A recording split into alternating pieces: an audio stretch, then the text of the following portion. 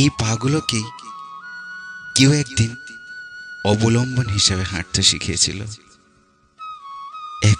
এক পা করে। আজ এই পাগুলো একাই হাঁটতে পারে, কোনো অবলম্বন ছাড়াই দাঁড়াতে পারে।